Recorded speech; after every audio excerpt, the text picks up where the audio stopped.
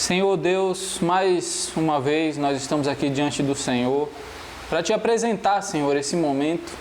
Aqui estamos com a tua palavra, aqui estamos com esse livro milenar, com essa sabedoria milenar e com as palavras do próprio Jesus Cristo registradas aqui no Evangelho de Mateus. Senhor, nós não temos capacidade de entender a profundidade dessas palavras sem a tua ajuda, Senhor. Por favor, nos ajude. Por favor, nos ajude a entender, em nome de Jesus. Nos mostre o caminho e nos faça entrar nesse caminho, nessa manhã. Em nome de Jesus, que assim se cumpra. Amém. Amém. Vamos lá. A gente está no Sermão do Monte, né? E o Sermão da Montanha é um discurso de Jesus Cristo, o homem mais famoso aí, talvez, da história da humanidade, né?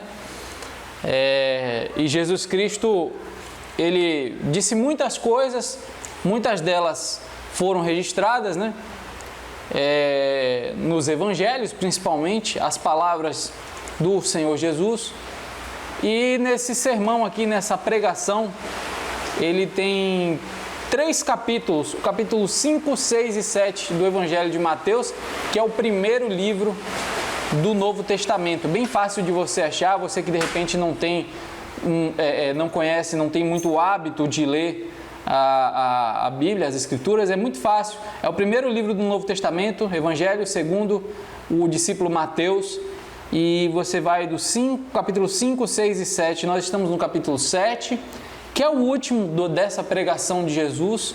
E quem não viu os outros vídeos, tá aí na playlist aí do YouTube, tá aí para quem tá no IGTV, tem aí também, você pode ver os outros vídeos abaixo, é bem legal, você pode ir com calma, vendo aos poucos, meditando, e eu acho que a gente pode aprender muito juntos aí, também estou aprendendo aqui enquanto ministro para vocês. No último vídeo, a gente leu aqui o primeiro versículo do capítulo 7, que é o encerramento. Nós estamos no encerramento. Talvez esse vídeo seja o encerramento dessa pregação. E a gente viu que no vídeo passado, Jesus ensinou a não julgar, a não aplicar, a não viver aplicando sobre os outros, né, o nosso juízo de valor, né, o nosso juízo moral, não viver aplicando, condenando pessoas, entendeu? A gente deve evitar tirar o cisco do olho do outro, né?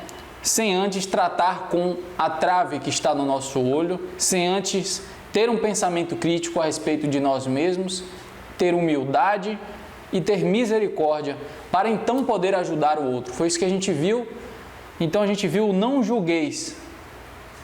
E agora a gente vai ver um outro aspecto do julgamento, um outro julgamento. Então olhe bem, se no último vídeo Jesus ensinou, não julgue o seu próximo, agora ele vai falar de um outro julgamento, certo? Do qual ninguém pode se safar. Todas as pessoas que vieram a esse mundo estão, digamos assim, vivenciando, né, a sua vida, cada um no seu contexto, óbvio, nas suas situações particulares, mas todos terão que dar conta um dia ao Criador, ao Autor da vida, ok? Então é isso que nós vamos ler agora. O último versículo que a gente leu foi o 12, do capítulo 7, quando ele disse, tudo aquilo, portanto, que vocês querem que os homens os façam, façam a eles, pois esta é a lei e os profetas. É assim que a gente encerrou o último vídeo. E agora nós vamos realmente encaminhar para o encerramento desta pregação de Jesus Cristo, né? Ele organizou a pregação dele, se você for ver, né? No capítulo 5 ele começa de uma forma, acompanhe e leia depois. Quem já não viu, né? Quem já viu já sabe do que eu estou falando.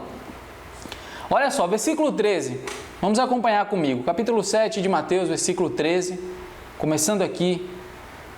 Ele diz assim, para todos nós, entrem, é um imperativo, é algo que devemos fazer. Entrem pela porta estreita. Preste bem atenção. entrem pela porta estreita. Por quê? Por que eu devo entrar pela porta estreita?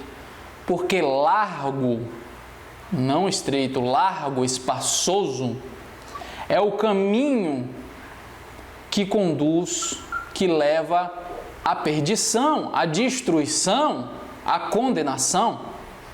Então nós devemos entrar pela porta estreita, porque o caminho largo, a porta larga, a porta fácil de passar, essa porta conduz à destruição. Se nós formos viver baseados em instintos animais que temos dentro de nós, certo? Nós vamos acabar cometendo injustiças, certo? De forma constante e irredutível. Se nós formos ser animalescos, né, e viver uma vida em rebelião contra o que é certo e contra o Criador, isso nos conduzirá à destruição, à perdição, é o que ele diz aqui. É o julgamento final. E essa porta é larga. Olha só o que ele diz. Versículo 13 ainda. E muitos são os que entram por ele, pelo caminho largo. Muitos são. Por que muitos são os que entram pelo caminho largo? Óbvio, porque o caminho é largo. Se você tem duas portas, dois caminhos para entrar, um é bem apertadinho, o outro é bem fácil. Qual o caminho que você vai entrar? Se você levar em conta a facilidade somente, você vai entrar pelo caminho largo e vai seguir num caminho bem largo, onde você não tem riscos e não precisa fazer muito esforço, correto? Mas isso se você levar em conta só a facilidade. Se você não levar em conta só a facilidade, mas levar em conta o que é justo e não o que é fácil, então você vai, mesmo sendo difícil passar pela porta estreita, mesmo sendo difícil andar por este caminho que é estreito, porque você tem consciência de que aquele caminho é o correto, você vai seguir por ele. Mas é difícil, porque é estreito. Ora, se eu tenho um buraco apertado para passar, eu vou ter dificuldade para passar por ele. Óbvio, é isso que Jesus está dizendo. Olha o que vamos continuar, versículo 14. Estreita, porém, é a porta, e apertado o caminho que conduz à vida. Que vida? A vida eterna. E poucos são os que o encontram. Sabe por que poucos são os que encontram? Ele disse aqui no contexto. Porque a maioria, é isso que ele está dizendo, a maioria, quem está dizendo é Jesus, prefere não ter dificuldades na sua caminhada, nas suas escolhas. E isso, quando a gente fala disso, a gente tem que lembrar o início do sermão, dessa mesma pregação, lembrar o contexto para saber do que ele está falando. Lembra que ele falou, ouviste que foi dito aos antigos, não matarás, quem matar será réu do juízo. Eu, porém, vos digo, qualquer que se encolerizar, que se irá e que amaldiçoar o seu irmão, será réu, será julgado, será cobrado. Qualquer que xingar, qualquer que desprezar, qualquer que, digamos assim, aniquilar moralmente o seu irmão ou o seu próximo, ou que não quiser, aquele que não quiser fazer as pazes com o seu adversário, será julgado. Ele também disse a respeito das pessoas que não se seguram e adulteram e caem na tentação com a coleguinha, o coleguinha de trabalho, com o vizinho ou a vizinha, às vezes até mesmo com alguém da família, e trai o seu cônjuge, e trai a pessoa com quem você fez votos de amor. naquela junção, naquela união santa, maravilhosa, da qual é possível se gerar filhos, né? Que são bênçãos, né? E tudo isso que eu estou citando aqui, e também a avareza, que é o pecado de você só querer acumular, não importa o que aconteça, e sem se importar em repartir o mínimo que seja, e sem se importar os meios pelos quais você enriquecerá.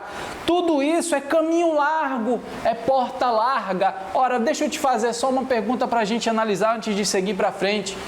O seu coração, a coisa começa lá dentro, a coisa começa aqui dentro. Aqui dentro borbulhou o sentimento de fazer o que é mal, aí é essa hora que você tem que domar a fera. Porque se você não domar a fera que tem dentro de mim, de você, essa fera indomável, ela vai avançar sobre o que é mal. Vorazmente, entendeu? Como alguém que está morrendo de fome e avança sobre um prato de comida. É assim que a nossa fera interior se comporta se ela não for domada diante e com a ajuda de Deus.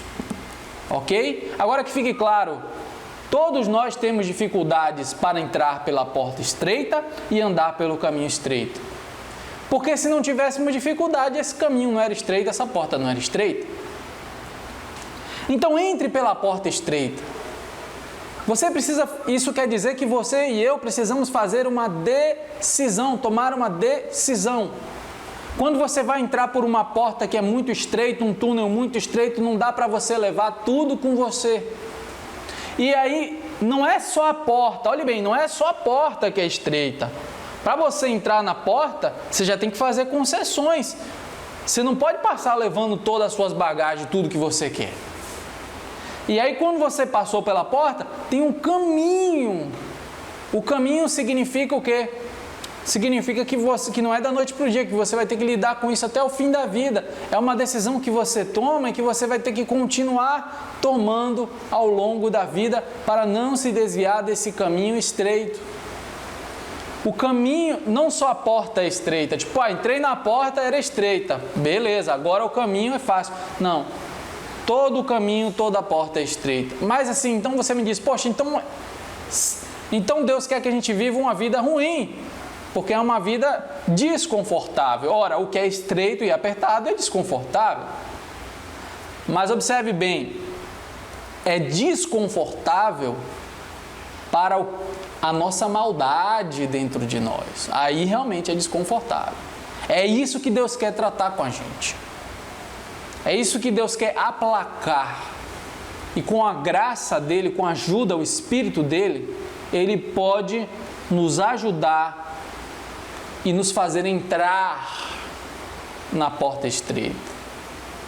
Porque mancos e aleijados, como eu e você, e eu não estou falando aqui de manco e aleijado fisicamente, porque quem tem problemas físicos não é menor que ninguém na sociedade ou como ser humano, mas eu estou falando aqui de deficiências morais que nós temos, que é muito pior, que são muito piores, né? Essas doenças morais, elas precisam ser tratadas, subjugadas, né? E graças a Deus que Jesus Cristo morreu por nós e o perdão, né, está disponível para todos. Você não precisa ser condenado por Deus, porque Ele condenou Jesus na cruz no seu lugar.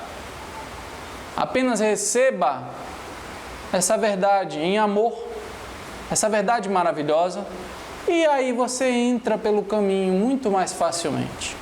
Porque Jesus modela você, Ele emagrece você espiritualmente para você passar na porta. Ou, se a gente pode usar outra analogia, se você está cheio de bagagem e a porta é estreita, quando você encontra Jesus e vê quem Ele é, você faz como aquela mulher, né? E como eu ia citar a mulher samaritana que deixou o seu cântaro e seguiu Jesus, e como muitos deixaram tudo e o seguiram. E Jesus mesmo disse em outro lugar, quem não deixar tudo e me seguir, não pode ser meu discípulo. Ou seja, quem não deixar tudo o quê? Quem não deixar tudo o que é injusto, que não é bom, que é malicioso, que faz mal ao outro, né? Que prejudica e que atrasa a vida do outro. Ou a nossa própria vida, dependendo do que seja. Coisas ruins. Então essa é a dinâmica da porta e do caminho. Esse é o apelo final. Poucos são que encontram, ele conclui dizendo sobre a porta e o caminho corretos. Certo? Resumindo a ideia do versículo 13 e 14, fazer o que é certo é difícil, mas é necessário. É isso que eu acho que está querendo, para mim está claro isso aqui. Mas a gente faz, vamos ver, tem que ser impecável, tem que não cometer erro nenhum para ir para o céu. Não é isso que eu estou falando, isso não existe. Não existe não foi isso que Jesus veio ensinar. Quem não cometer pecado será salvo. Não. Ele veio salvar os pecadores, pecadores compulsórios, que nem eu e você, que temos uma doença crônica chamada vontade de pecar, em vários aspectos. A gente já tratou vários aqui deles. Mas quando a gente toma a decisão pela fé, e a gente só pode tomar essa decisão de entrar pela porta estreita, como eu te falei, se a gente vê que ela é vantajosa. Para ver o reino, né, é quando você... Esse é o Mestre, esse é o Senhor, esse é o caminho, esse é o meu Senhor, Jesus, o Filho de Deus. E aí você entra, ainda que isso te custe alguma coisa. Versículo 15, para continuar. Cuidado, se guardem dos falsos profetas, falsos pregadores, falsos ensinadores, falsos pastores, falsos apóstolos, falsos presbíteros, falsos religiosos, que se guardem dos falsos profetas, Jesus está dizendo. Porque eles vêm a vocês disfarçados, como ovelhas, mas por dentro, olha a questão aqui que a gente está falando, mas por dentro... O Sermão do Monte todo é isso aí. Toda a palavra de Jesus, do Evangelho, é isso. É o mais por dentro. Desde o início a gente está falando isso. Desde o início, todos os assuntos Jesus falou. O que importa é o que está por dentro. É por isso que Deus é capaz de olhar pessoas que são reprovadas às vezes pelos seres humanos, pela sua comunidade, mas Deus consegue dizer, por dentro... eu o aprovo. Por dentro, eu vejo, eu tenho misericórdia, por causa do que está por dentro. E Deus também é capaz de ver pessoas que estão aqui, disfarçadas, para esconder a maldade, para esconder as intenções, né? Deus é capaz de ver por dentro. Então, Ele está dizendo para a gente, cuidado, porque tem falsos mestres pregadores que eles vêm disfarçadinhos, se comportando como uma ovelha, como se não tivesse nada, manso, né? Falando como ovelha, se portando como ovelha lindamente, chora, faz uma cena, mas por dentro são lobos ferozes, devoradores. Por dentro. Aí como é que a gente vai saber, se esse trem é por dentro? Só Deus vê o coração, a gente não vê. Aí ele diz no versículo 16, pelos seus frutos, pelos frutos desses caras, dessas pessoas, vocês vão conhecer se ele é ovelha mesmo ou se ele é um lobo disfarçado. É um lobo astuto, malandrinho, digamos assim. Por acaso, Jesus disse, é possível colher uvas de espinheiros? Você vai lá num pé de espinheiro, um pé de espinho, aquele que você planta só no seu jardim ali no limite ali, que é para os cachorros não passar, certo? Aí você vai colher uva dali? Não, você não vai, né? Óbvio, né? Ou é possível colher figos de cardos? Também não. Do mesmo modo, Jesus diz, versículo 17, toda árvore boa dá bons frutos, mas a árvore má dá frutos ruins. Então, pelos seus frutos conhecereis. Eu quero fazer uma pausa rápida, só uma observação rápida. Preste bem atenção. Olha a quantidade de gente. Pense primeiro em você e depois agora faça um exercício de pensar nas pessoas que você conhece que estão dentro da sua zona de convívio. Quantas pessoas estão bloqueadas para Jesus Cristo? Elas não querem, certo? Ela tem medo de quando você vai falar de Jesus para ela. Quantas pessoas estão escandalizadas com Jesus e com esse livro e com o Novo Testamento e com o Evangelho? Estão fechadas, estão na defensiva, estão bloqueadas, elas não querem, porque quantas delas estão assim por causa de falsos profetas?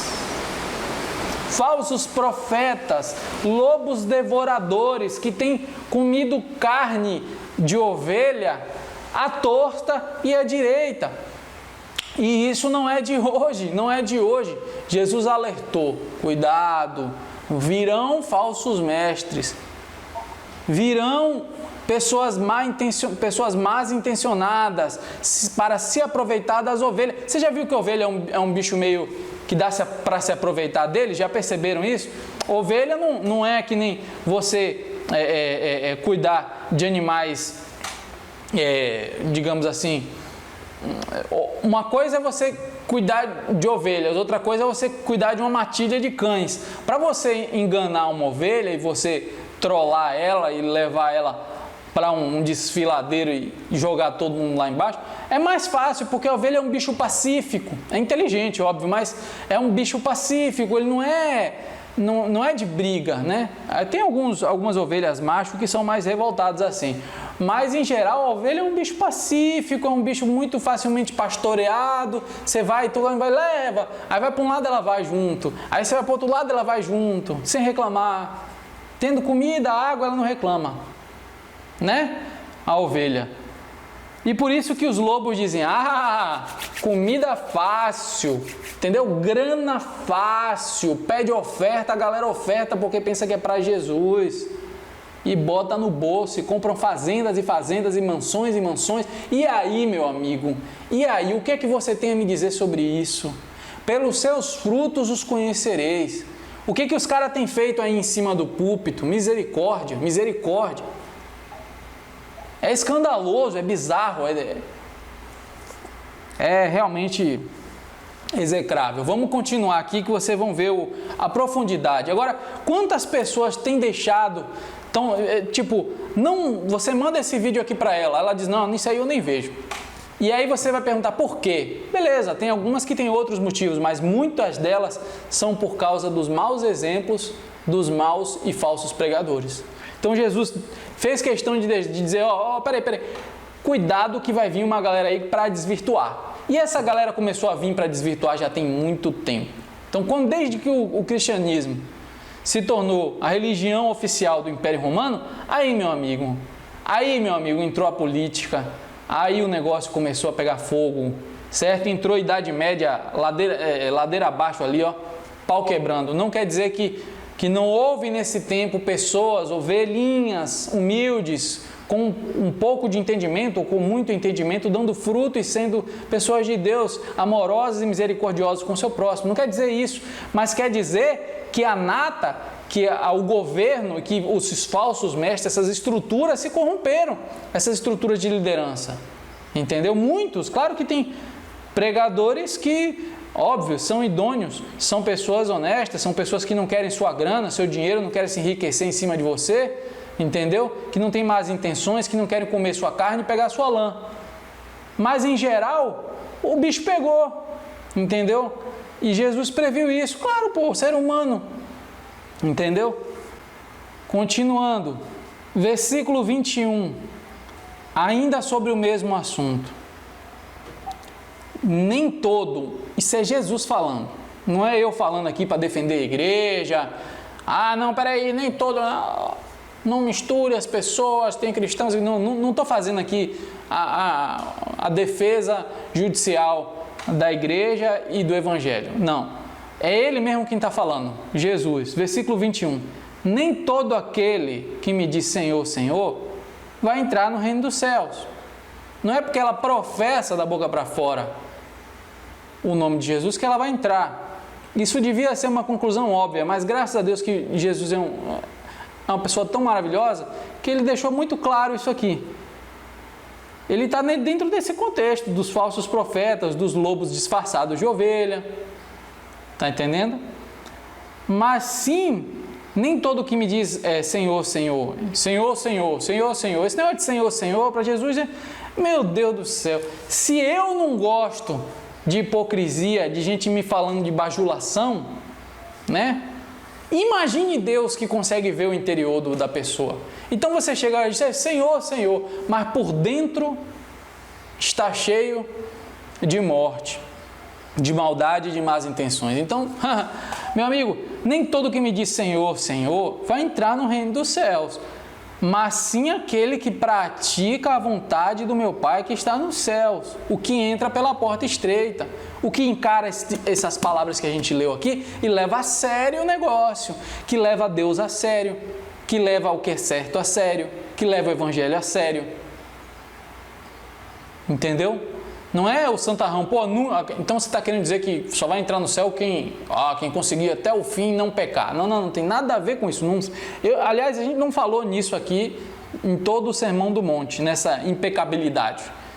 O que não pode acontecer é a desvirtuação, que você bem conhece e sabe o que é que eu estou falando. As pessoas deveriam saber. Acho que todas as pessoas deveriam ter discernimento de saber, de separar. Olha só, pelos seus frutos conhecereis. Isso aqui não representa o Evangelho e Jesus Cristo. Jesus não fez isso. Jesus não é culpado pelos erros desses caras, vamos dizer assim. Eu não vou citar nomes aqui. Nem todo que me diz Senhor, Senhor vai entrar no reino dos céus, mas sim aquele que pratica a vontade do meu Pai que está nos céus. Muitos me dirão naquele dia. Que dia? O julgamento final. Então, se ele começou dizendo não julgueis hoje, durante a vida a gente não pode ser juiz, árbitro uns dos outros, por outro lado, naquele dia, vai ter um julgamento do qual nenhum ser vivo é capaz de escapar, nenhum ser humano vivo. Muitos me dirão naquele dia, Senhor, Senhor, não foi em Teu nome que nós pregamos, e em Teu nome expulsamos demônios, e em Teu nome fizemos milagres? Veja só, o cara está alegando para Jesus, Jesus vai rejeitar ele no julgamento. Aí ele diz, mas eu preguei, mas eu expulsei demônios, mas eu fiz milagres. 3 coisas. Para você pregar, expulsar demônio e fazer milagres, tem a ver com fazer a vontade de Deus no contexto de tudo que a gente aprendeu aqui? Parece que não, né? O cara pregar, expulsar demônio e fazer milagre não é a garantia de absolutamente nada. Não diz nada sobre quem você é. Então eu lhes declararei abertamente, Jesus diz, nunca vos conheci. Apartai-vos de mim, afastem-se de mim, porque vocês praticaram a iniquidade, a maldade. O que Deus, se tem uma coisa que Deus é invocado, é chateado, é com a maldade. Eu acho que você também.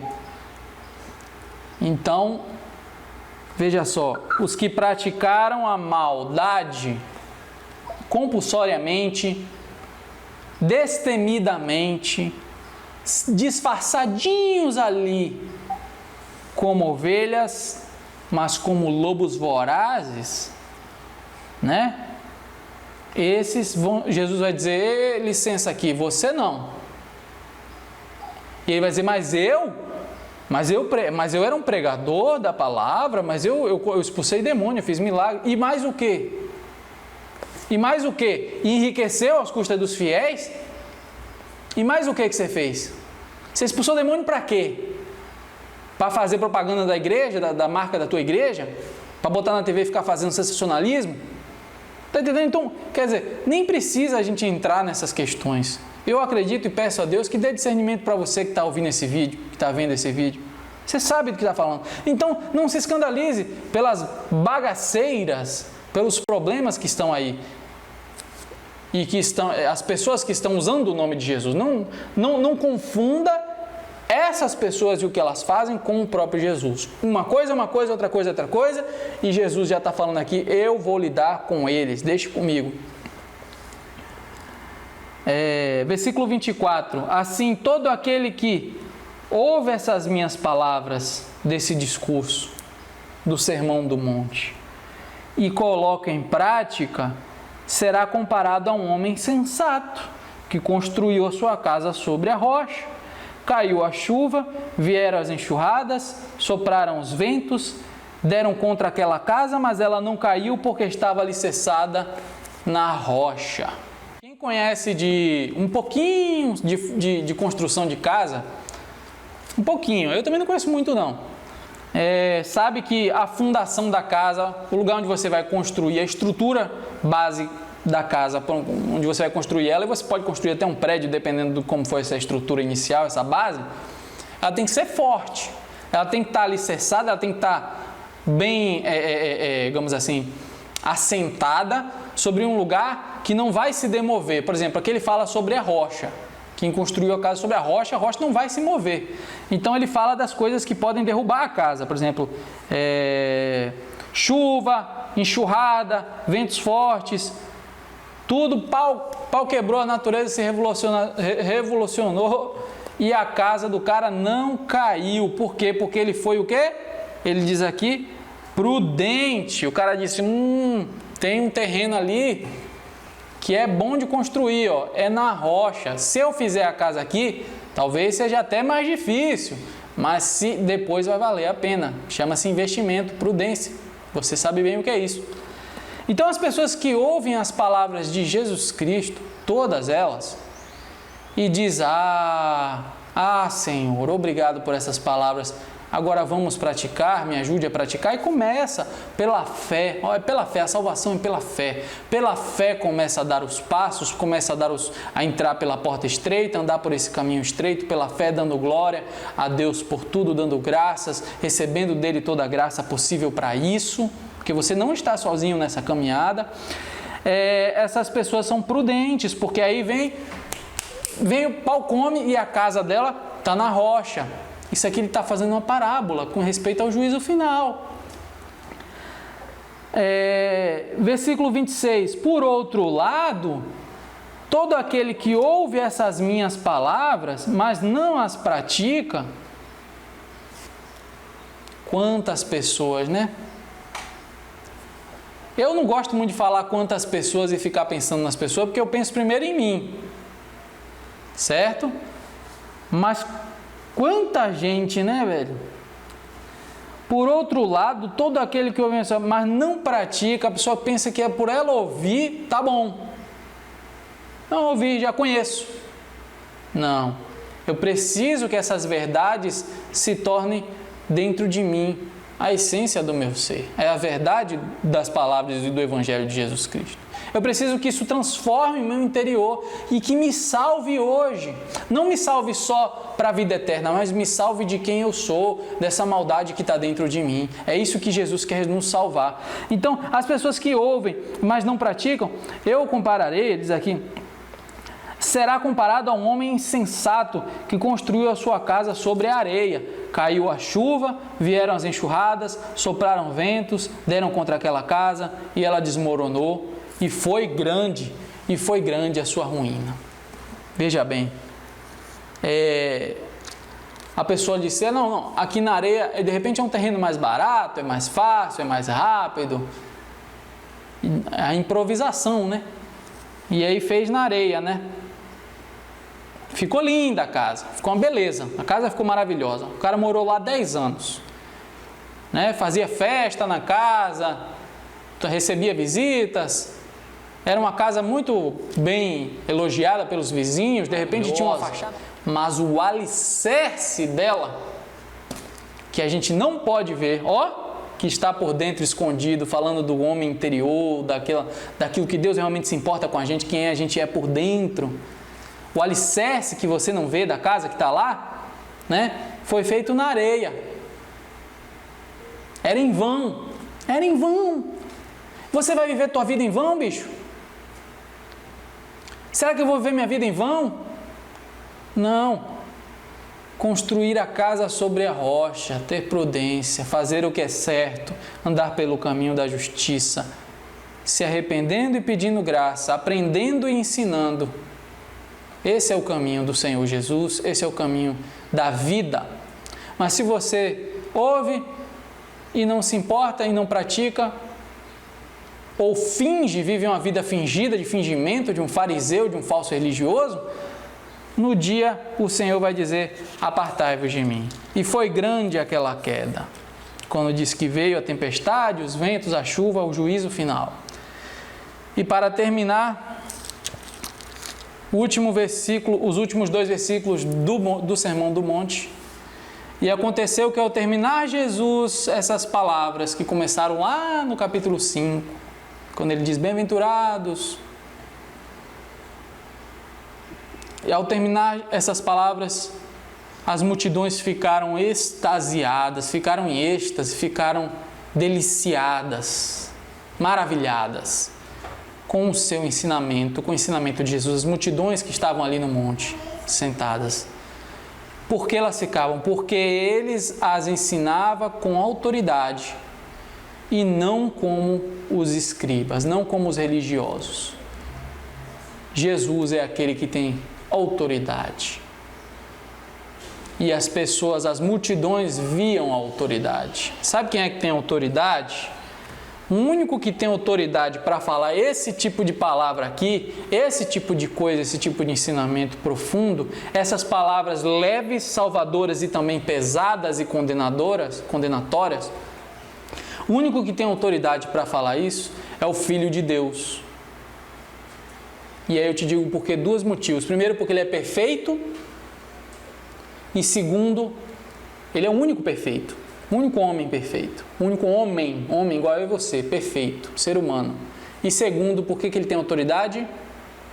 Porque ele abriu mão da glória dele, eterna, de Deus, se fez homem, nasceu do ventre de uma pobre mulher, filho de um pobre casal, judeu, de um povo subjugado no Império Romano, de pouca expressão na época, abriu mão de todos os bens e riquezas para vir e cumprir uma missão de ensinar a verdade, ensinar e revelar quem é Deus, o Pai, para que a humanidade não ficasse sem conhecer o seu Criador, não ficasse confusa com tantas religiões, com tantas filosofias. Ele veio revelar e, por fim, ele podia escolher morrer ou não. E ele preferiu ser assassinado, amando do próprio povo dele e pelas mãos do Império Romano, pelos soldados romanos, crucificado com suas mãos e pés encravadas, num prego desse tamanho, e ficou ali pendurado na cruz, sangrando. Ele escolheu, morreu, ele escolheu para que eu e você fôssemos libertos da culpa.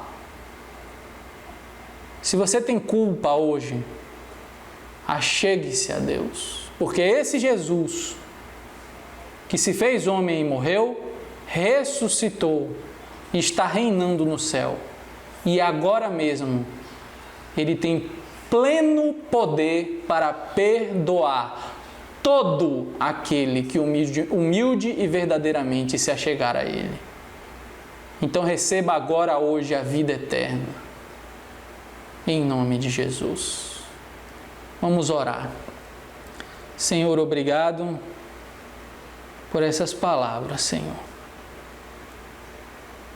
Grandiosas demais para nós, pequeninos nessa criação, nesse universo.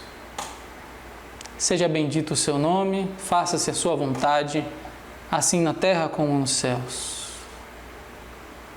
E que todas as pessoas entendam a tua voz e não a minha, mas a tua voz. Obrigado, Senhor, pela sua instrução. Bendito seja o seu nome. Amém. Valeu, pessoal. Fica com Deus aí, viu?